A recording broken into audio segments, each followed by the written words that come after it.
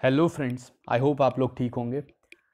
Paper 11 previous year solve papers में 3 सितंबर shift second 2016 का paper है। और जब स्टूडेंट्स का रिस्पांस, सब्सक्राइबर्स का चैनल पे रिस्पांस यही है कि इस सीरीज़ को हाई प्रायोरिटी पे कंटिन्यू रखा जाए, तो उसको मैं फ़ॉलो करने की, जितना पॉसिबल हो सकता है उसको फ़ॉलो करने की मैं कोशिश कर रहा हूँ। तो आप इसी तरह से फीडबैक दे के मुझे बताते रहिए कि कौन सी चीज़ आपको ज़्यादा ज़रूरी लग रही है और कौन सी चीज़ हम थोड़े टाइम के लिए आगे पीछे कर सकते हैं, सो दैट मैं उसके हिसाब से अगर चेंज कर सकूं तो ज़रूर करता रहूं। तो चलिए स्टार्ट करते हैं। पहला क्वेश्चन है सिनोनिम। सिनोनिम में अबॉर्टिव पूछा गया है। तो अबॉर्टिव का मतलब क्या होता है? अबॉर्टिव का मतलब अबॉर्शन, अबॉर्टिव मतलब कोई चीज़ असफल हो जाए, अबॉर्ट करना पड़े, मिशन को अबॉर्ट करना पड़े, यानी कि कैंसिल करना पड़े, असफल हो जाए, तो अनसक्सेसफुल इसके लिए सिनोनिम है। क्योंकि प्लेंटिफुल का मतलब बहुत ज़्यादा, फ्रूटफुल का मतलब तो अपोजिट ही हो गया अबॉर्टिव से, लॉफुल का मतलब तो कोई चीज़ लीगल है, तो वो भी नहीं आएगा। फिर है इरेसिबल। इरेसिबल का मतलब होता है कोई बहुत ही तुरंत नाराज़ हो जाए, बहुत ही जल्दी नाराज़ हो जाने वाला। तो ये जो कॉलरिक है, वेस्पिश है, क्रैंकी है, ये सब सिनोनिम्स हैं इसके, ये सब सिनोनिम्स हैं। सिर्फ एमिएबल ही ऐसा है जो इसका एंटोनिम है। तो इसलिए आंसर इसमें जो है, एमिएबल का मतलब होता है मित्रतापूर्ण, फ्रेंडली नेचर, अच्छा नेचर। तो इरेसिबल जो तुरंत नाराज़ हो जाने वाला है इंसान है, उसका अपोजिट जो है एमिएबल ही हो सकता है। क्योंकि क्रैंकी, कॉलरिक और वेस्पिश का मतलब भी यही होता है, इरेसिबल, तुरंत नाराज़ हो जाने वाला। फिर है, आपको बताना है कि इनमें से, मैं बार बार कहता हूँ कि ज़रूर देखा करिए स्पेलिंग को। स्पेलिंग में क्या पूछा गया है, करेक्टली स्पेल्ड पूछा गया, इनकरेक्टली स्पेल्ड पूछा गया, क्योंकि दोनों तरह से क्वेश्चन हो सकता है कभी भी। तो यहाँ पर आपको करेक्टली स्पेल्ड, एक ही वर्ड है, उसकी 4 अलग तरह से उसे लिखा गया, तो आपको उसकी स्पेलिंग बतानी है। थॉरोली। थॉरोली का मतलब कोई चीज़ बहुत ही अच्छी तरह से की जाए, पूरे तरह से की जाए, तो उसको क्या कहते हैं? थॉरोली। तो थॉरोली की स्पेलिंग जो होती है वो THORO। थो रफली, मैंने इसको ऐसे याद किया था। मतलब जब भी आपको स्पेलिंग याद रखनी है और प्रॉब्लम आती है, तो आप जैसे एक्चुअल में स्पेलिंग है उसके हिसाब से प्रोनाउंसिएशन को कर लीजिए आप, तो आप ज़्यादा अच्छे से सीख सकते हैं। करते क्या है, हम लोग प्रोनाउंसिएशन सीख लेते हैं अरे, और है भी कि बोलना है तो सही प्रोनाउंसिएशन होना चाहिए। तो उस चक्कर में क्या होता है कि बहुत सी बार इंग्लिश के साथ प्रॉब्लम ही है कि स्पेलिंग बोल कुछ रहे हैं, लिख कुछ रहे हैं, तो उस चक्कर में स्पेलिंग में प्रॉब्लम आ जाती है। तो अपना प्रोनाउंसिएशन बिगाड़ लीजिए इस मामले में। फिर है error detection. The track is difficult but it is far worth the endeavour. वो ट्रैक जो था, जो माउंटेन का ट्रैक होगा या कोई रास्ता, जंगल का भी ट्रैक हो सकता है, तो वो डिफ़िकल्ट तो था लेकिन सही था, मतलब उसकी मतलब मेहनत के लायक था। तो फार वर्थ नहीं होगा, वर्थ द एंडेवर होता है, वर्थ द एफर्ट या वर्थ द एंडेवर। यहाँ फार जो है वो सुपरफ्लुअस है, यानी कि ज़रूरी नहीं था, अनावश्यक था। तो एरर जो है बी पार्ट में है। फिर है what man can die better than serving his country. कहना कुछ इस तरीके से आते हैं कि इंसान को मरना तो है ही, लेकिन मरने का सबसे अच्छा तरीका क्या है? अपने कंट्री की को सर्व करते हुए, ऑब्वियसली देश की सेवा करते हुए। तो यहाँ पर आपको क्या करना पड़ेगा? तो एक तो यहाँ पर ये सेंटेंस में ए में एरर है, बल्कि ए में भी एरर है और सी में भी एरर है। ये एक ऐसा क्वेश्चन है जो अगर आप नहीं भी करते एग्ज़ाम में आ जाता, for example as it is आ जाए, तो बेनिफिट टू ऑल वाला क्वेश्चन है ये।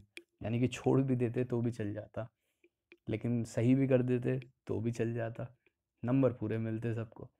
तो व्हाट मैन कैन डाई, तो यहाँ पर जो है आपको व्हाट की जगह पे एक तो फॉर पहले आपको लिखना पड़ेगा, फॉर व्हाट। ठीक है। अच्छा, फिर एक और चीज़ है कि इंटेरोगेटिव सेंटेंस। तो आपको पता है इंटेरोगेटिव सेंटेंस में वर्ब जो है पहले आती है, सब्जेक्ट जो है बाद में आता है। तो for what can man die, ये एक चीज़ होगी, ये भी चेंज करना होगा, मतलब सीक्वेंस चेंज करना पड़ेगा। तो ए में तो एरर है ही है, ठीक है।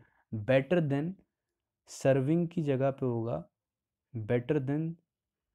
जब देन आ गया तो जेरेंड इस्तेमाल नहीं कर सकते, आईएनजी नहीं आएगा, तो वहाँ पर क्या आएगा, सर्व आएगा, वर्ब की फर्स्ट फॉर्म आएगी, वर्ब की फर्स्ट फॉर्म, यानी कि सर्व आएगा। Better than, for what can man die better than serve his country, ठीक है। तो एरर किस में थी, दो पार्ट्स में एरर थी यहाँ पर, ए और सी में। तो ये बेनिफिट टू ऑल वाला क्वेश्चन था, ऐसा भी क्वेश्चन आ जाता है एसएससी में, प्रीवियस ईयर में आपने देख लिया। फिर है the teacher prevented the boys to go there. तो एक्चुअली आप जब प्रिवेंट करते होते हैं, the boys to go there नहीं होता है, ये प्रॉब्लम है। From going there, you prevent somebody from doing something, from going there, from going there, ठीक है। यानी कि एरर किस में है, सी पार्ट के अंदर है। फिर है fill in the blanks, he has no recommendations, he will get the job, उसके पास कोई रिकमेंडेशन, कोई सिफारिश नहीं है, लेकिन अब यहाँ पर he will not gate the job, अगर नॉट ऑप्शन होता तो वो भी सही हो सकता था, he will not gate the job. लेकिन यहाँ पर जितने भी हैं वो विरोधाभासी टाइप के वर्ड्स हैं, whatsoever, however, whereas, whatever. तो इस केस में जो है हाउएवर कहेंगे, he has no recommendations, he will however get the job, ठीक है। फिर है लीव्स इन ऑटम, लीव्स क्या करती हैं, झड़ती हैं ना पतझड़ में। तो अब यहाँ पर फ्रेजल वर्ब वाला ही चीज़ है, तो ये तो सिंपल है कंपैरेटिवली फ्रेजल वर्ब, कि फॉल ऑफ कहा जाता है, पत्ते जो हैं फॉल ऑफ करते हैं, ऑफ, ओ एफ एफ वाला। ऑफ का मतलब ये कोई छूटना किसी चीज़ से, ठीक है, क्योंकि फॉल डाउन का मतलब है लड़खड़ा कर गिरना। फॉल ऑफ या फॉल अपॉन क्या होता है, किसी की जिम्मेदारी होना या किसी किसी पे डिपेंडेंट होना। तो ये भी जो है, फॉल ऑन का मतलब किसी पे गिरना, किसी पे fall on, you fell on, you fell on the floor. तो यहाँ पर फॉल ऑफ फोर्थ ऑप्शन है। फिर है each time he tried to climb the tree he failed to do, simple सा है, he failed to do so.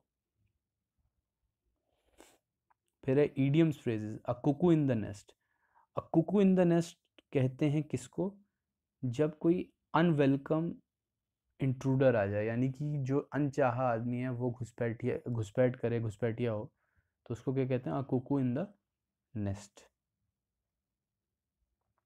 A house of cards, house of cards का मतलब होता है एक अन इनसिक्योर स्कीम, जो एक स्कीम जो है सिक्योर ना हो, क्योंकि हाउस ऑफ कार्ड्स जब बनाए जाते हैं तो ताश के पत्ते की तरह गिरना नहीं कहते हैं हम हिंदी में भी, तो कोई चीज़ ताश के पत्तों की तरह गिरने वाली हो तो यानी कि इनसिक्योर स्कीम है, तो हाउस ऑफ कार्ड है। कोई भी ऐसा काम, कोई भी ऐसी योजना जो कि हाउस ऑफ कार्ड है, यानी कि जो है वो इनसिक्योर है, वो कभी भी जो है फेल हो सकती है। टू स्मेल अ रैट, ये तो वैसे भी बहुत सिंपल सा इडियम है। टू स्मेल अ रैट का मतलब होता है टू सस्पेक्ट फाउल डीलिंग्स, आप ये सस्पेक्ट कर रहे हैं कि कुछ गलत काम हो रहा है, यहाँ पर स्मेल अ रैट कर रहे हैं। फिर है a small shop that sells fashionable clothes, cosmetics etcetera, ऐसी स्मॉल शॉप जो कि फैशनेबल क्लोथ्स या कॉस्मेटिक्स सेल करती हो। देखिए स्टोर में भी, स्टोर भी एक तरह की शॉप है, स्टॉल और बूथ पे भी कुछ बेचा जाता है, लेकिन बुटीक ही एक ऐसा वर्ड है जिसमें जो है एक ऐसी दुकान को बुटीक कहते हैं जहाँ पर कपड़े या कॉस्मेटिक्स का सामान बेचा जाता है, तो वो बुटीक कहलाता है। स्टॉल और बूथ अलग कॉन्सेप्ट है, मतलब वो दुकान कुछ भी हो सकती है उसके अंदर। जैसे स्टॉल तो एक स्टैंड लगा लें या कोई बूथ लगा लें मार्केट में या एक लार्ज कवर्ड एरिया में, तो स्टॉल लगा लेना। बूथ होता है कि बूथ का मतलब ये कि ये भी एक शॉप होती है, लेकिन टेम्पररी उसकी बूथ लगाया आपने कहीं पर, तो बूथ में मतलब किसी चीज़ को बेच भी सकते हैं या किसी इंफॉर्मेशन को प्रोवाइड करने के लिए भी बूथ लगाए जाते हैं। या आपने देखा होगा इलेक्शन में बूथ लगाए जाते हैं, जो ऑफिसर्स भी लगाते हैं, ऑफिशियल्स भी लगाते हैं, और बाहर अनऑफिशियली भी लोग लगाते हैं। तो बूथ और ये सब नहीं आता यहाँ पर। फिर है इंटरवल बिटवीन टू इवेंट्स, दो इवेंट्स के बीच के इंटरवल को यहाँ पर थोड़ा और भी आसान है कि इंटरल्यूड से आप याद सकते हैं। इंटर तो interlude, interval between two events is called as interlude. क्योंकि रिसेस भी ब्रेक है, लेकिन रिसेस मतलब ब्रेक फ्रॉम डूइंग समथिंग के लिए होता है। कोई दो इवेंट्स के बीच में हो ऐसा ज़रूरी नहीं, काम से भी आपको मिल गया है तो वो जो है अब रिसेस कहलाता है। शटल का मतलब तो ये है कि आप एक जगह से दूसरी जगह शटल करते हैं, आप वर्क प्लेस और होम में आप शटल करते हैं, या आप बहुत से लोग जैसे अप डाउन करते हैं, जैसे अप डाउन कहते हैं वो शटल है, कि जैसे बहुत से लोग गाज़ियाबाद से रोज़ दिल्ली अप डाउन करते हैं, शटल करते हैं। प्रीलूड होता है कि किसी भी चीज़ से पहले, किसी एक्शन से पहले, या किसी ड्रामा से पहले, किसी प्रोग्राम से पहले आपने देखा हो कोई एक्शन या इवेंट होता है या कोई एडवर्टीजमेंट होता है, वो प्रीलूड कहलाता है उस चीज़ का, प्रोमो जिसे कह सकते हैं आप। फिर है आप पर्सनस पेक्यूलियर हैबिट, किसी इंसान की ख़ास हैबिट को क्या कहते हैं, उसके लिए एक प्रॉपर वर्ड है इडियोसिंक्रेसी। क्योंकि ट्रेड का मतलब भी ये होता है कि कुछ चीज़ें जो है मतलब इंसान की हैबिट या करेक्टरिस्टिक्स से है, लेकिन ट्रेड बेसिकली जो है हेरिडिटरी जो आपको मिलता है उससे होता है। पेक्युलैरिटी भी एक वर्ड है कि पेक्युलियर, लेकिन पेक्युलियर हैबिट के लिए जो है idiosyncrasy he is the most proper word. Idiosyncrasy के सिनोनिम में पेक्युलैरिटी आ सकता है। फिर द आपको sentence improvement, the priest told the devotees that the wages of sin are death. बताना है कि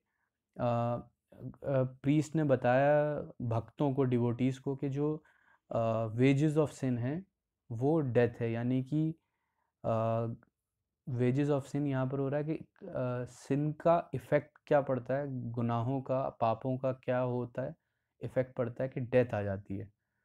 तो वेजेस की वजह से आप ये मत सोचिए कि वेज का प्लूरल वेजेस है, नहीं। यहाँ पर वेजेस का मतलब इफ़ेक्ट और उससे रिलेशन आ रहा है, असर से, तो ये जो है इज़ आएगा, यहाँ पर आर नहीं आएगा। Careful drivers never take eyes off the road, road से हटाते नहीं हैं, तो ये ऑफ वाला ऑफ नहीं आएगा, ये ओ डबल एफ वाला ऑफ आएगा, ऑफ द रोड। ठीक है। फिर for all his wealth he has no joy in life. ठीक है, तो आपको बताना डिस्पाइट ऑफ, देखिए डिस्पाइट के साथ तो ऑफ नहीं आता, इंस्पाइट ऑफ तो हो सकता है। बिसाइड ऑल हिज वेल्थ, उसकी उसके पैसे से अलग नहीं, he has no joy in life, beside इतना सही नहीं है। With all his wealth he has no joy, with तो मतलब कहीं से कॉन्ट्रडिक्ट नहीं कर पा रहा है। एक्चुअली में ये है कि फॉर का मतलब जो होता है, for is equal to in spite of, in spite of, for का मतलब भी जो है इन स्पाइट ऑफ होता है। तो ये सिंपली जो है नो इम्प्रूवमेंट, यानी कि इन spite of all his wealth, for लिख दीजिए या इन स्पाइट ऑफ लिख दीजिए, एक ही बात है। तो इसलिए यहाँ पर इम्प्रूवमेंट की ज़रूरत नहीं है। ये आपको एक चीज़ बताने के लिए था, ये रूल चेक करने के लिए था कि आपको ये पता है कि नहीं पता है कि फॉर का मतलब, फॉर जो है इन स्पाइट ऑफ वाले केस में भी यूज़ हो जाता है। The teacher asked him where did he live, तो यहाँ पर चूंकि सेंटेंस जो है कहीं से भी इंटेरोगेटिव नहीं है, तो डिड ही लिव तो नहीं होगा, where he lived. Simply did तो तब आता है जब इंटेरोगेटिव फॉर्म आता है या बहुत ज़्यादा स्ट्रेस दे रहे होते हैं।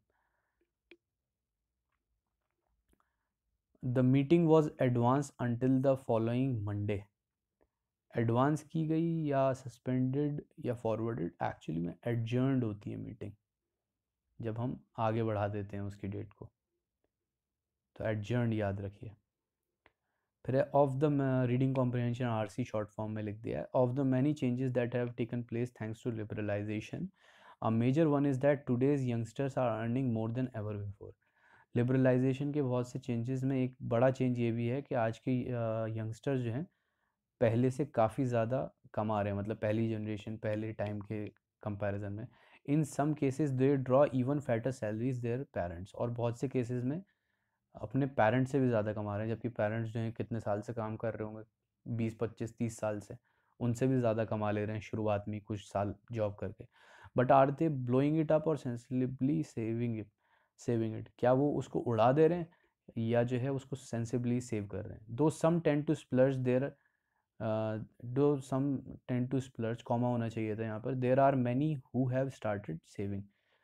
कुछ तो हैं जो उड़ा देते हैं, खर्च कर देते हैं, लेकिन there are many who have started saving, बहुत से लोगों ने सेविंग स्टार्ट कर दी है। Some of them go in for mutual funds and tax saving bonds, उनमें से कुछ mutual funds and tax saving bonds पे चले आते हैं। Some even go in for investment which give them tax breaks, और कुछ जो हैं इन्वेस्टमेंट में चले गो इन फॉर जाते हैं, मतलब ट्राई करते हैं इन्वेस्टमेंट जिसमें टैक्स ब्रेक्स मिलते हैं, जैसे insurance, home loans, mutual fund saving schemes. In fact, the average age of a person taking a housing loan has come down from 41 to 28 in the last 5 years. 5 सालों में जो average age है house loan लेने की वो 41 से 28 घट के 28 हो गई है। Now where do they get their investment advice from, कहाँ से मिलती है उन्हें ये investment advice? Some feel it's a combination of friends, family, broker advisers, the media and the net. सारा कॉम्बिनेशन है, कोई फ्रेंड्स से, फैमिली से, ब्रोकर एडवाइज़र से, मीडिया से या इंटरनेट से। फिर है liberalisation has enabled our youngsters to. Liberalisation ने क्या इनेबल किया है? तो सिंपली जो है उनको पे ज़्यादा मिलने लगी है, जो फर्स्ट सेंटेंस ओपनिंग सेंटेंसेस में ही थी ये बात। ब्लोइंग इट अप का मतलब क्या है? सिंपली ब्लोइंग इट अप का वहाँ पर इस कॉन्टेक्स्ट में क्या मतलब था? स्पेंडिंग एक्स्ट्रावेगेंटली, बहुत फिजूल खर्ची करना, बहुत ज़्यादा खर्च करना। The average age of a person taking home housing loan has come down because, क्यों कम हो गया? हैज़ वेल्दी पेरेंट्स, कोई ज़रूरी नहीं। Goes in for mutual funds, नहीं। बाइज लॉटरी टिकट्स, बिल्कुल भी नहीं। Gets fat salaries even at a young age, वहाँ पर ऊपर देखिए सेंटेंस, जब हम रीडिंग कॉम्प्रिहेंशन पढ़ रहे थे तो हमें पता चला था कि सैलरी ज़्यादा मिलने लगी हैं, तो उसकी वजह से क्या हुआ है? इन्वेस्ट करने लगे हैं अलग अलग जगहों पे, तो हाउसिंग लोन भी में भी करने लगे हैं, इस वजह से average age of a person taking housing loan has come down. तो ये देखिए, ये वाला क्वेश्चन थोड़ा सा अंडरस्टैंडिंग का क्वेश्चन है कि आप अंडरस्टैंड कर पा रहे हैं कि नहीं कर पा रहे हैं पैसेज को। एग्जैक्टली आपको बिल्कुल लिखा हुआ नहीं मिलेगा आपको सेंटेंस में, आपको मतलब निकालना पड़ेगा। Which of the following is false? The investment that give people tax breaks are, कौन कौन से हैं? म्यूचुअल फंड, परचेजिंग ज्वेलरी नहीं था उसके अंदर, आप फिर से चेक कर लीजिएगा, मुझे याद है देख के। तो परचेजिंग ज्वेलरी नहीं था, होम लोन्स थे, सेविंग स्कीम्स थी, म्यूचुअल फंड्स थे। तो ये आंसर जो है इसका क्या है? ये सब जो है आंसर नहीं हो सकता। हमने पूछा है कि कौन सा नहीं है, तो कौन सा नहीं है? Purchasing jewellery. Which of the following is true? The youngster today spend all the money they gate, नहीं, कोई ज़रूरी नहीं। All the youngster save all the money they gate, ऐसा भी नहीं, कुछ खर्च करते हैं कुछ नहीं करते। Many youngster save all the money they get, पता नहीं। A few youngsters spend more while some save, हाँ, दिस मेक्स मोर सेंस। तो fourth option is the most appropriate option. First और सेकंड तो है ही नहीं किसी भी हिसाब से। थर्ड एक बार को प्रोबेबिलिटी थी, लेकिन फोर्थ जो है, वैसे थर्ड भी प्रोबेबिलिटी इस तरीके से नहीं थी कि पूरा तो कोई सेव नहीं करता है, save all the money they gate. तो फोर्थ ही ऑप्शन जो है इसका सही होता है। तो इस तरह से हमने ये 25 क्वेश्चन सॉल्व किए। अपने स्कोर जो हैं कमेंट सेक्शन में बताइएगा, और वो तो ज़रूर बताइएगा जिन लोगों ने पहले इस पीडीएफ को सॉल्व कर लिया था कि कितना उनका स्कोर आ रहा है, और सॉल्यूशन देख के आई होप उन लोगों ने आइडेंटिफाई किया होगा कि उनकी कमी कहाँ रही, या कौन सी चीज़ को नहीं सोच पाए, या कैसे अप्रोच करना था क्वेश्चन को। तो इस नोट के साथ कि ये पूरी सीरीज़ आपको मदद करती रहेगी, आपको इससे काफ़ी कुछ सीखने को मिल रहा होगा, और आपका परफॉर्मेंस टीयर 1 में, टीयर 2 में इंग्लिश में अच्छा होगा। इसी नोट के साथ मैं आपसे अभी के लिए इजाज़त लेता हूँ। Take care, good bye.